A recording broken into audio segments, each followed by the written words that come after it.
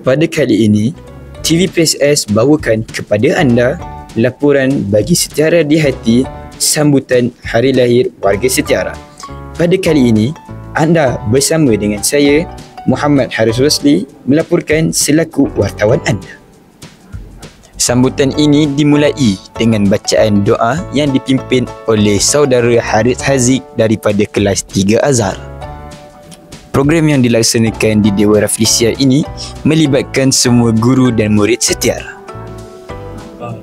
Program ini dilaksanakan untuk mengeratkan hubungan antara warga Setiara. Program ini dianjurkan oleh Unit Bimbingan dan Kaunseling yang diketuai Puan Siti Naraha binti Muda selaku Ketua Guru Bimbingan dan Kaunseling.